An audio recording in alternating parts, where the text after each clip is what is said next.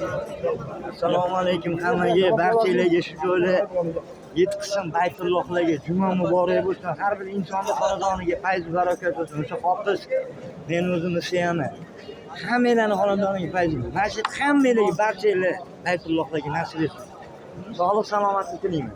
Rahmat, sog' bo'ling. Rahmat akajon. Sog' bo'ling. Originaldan bo'lsin.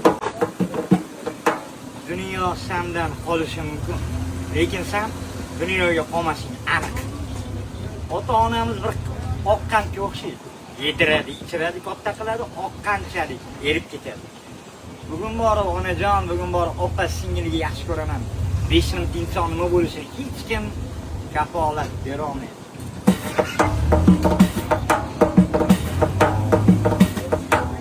Kimga yomongandaman, kimgadir arzandaman, men ham osiy bandaman. Xudoya tavba qildim, Xudoya tavba qildim. Kimga yomongandaman, kimgadir arzandaman, men ham osiy bandaman. Xudoya tavba qildim, Xudoya tavba qildim.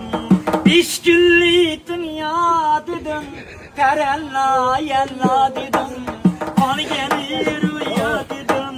Xudoya tavba qildim, haq yo'linda yurmadim, qiblaga bosh qo'ymadim, ko'rar ko'rib ko'rmadim.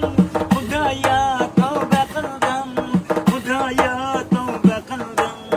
Ishondim davronlarga, ergashib shaytonlarga. Ishondim davronlarga, ergashib shaytonlarga. Ayb qilib zamonlarga. Xudoya tavba qildim, Xudoya tavba qildim. Kimga yomongandaman, kimgadir arzandaman, men ham osiy bandaman. Xudoya tavba qildim, Xudoya tavba qildim. 5 kunlik dunyo dedim, taranna yalla dedim, qolgan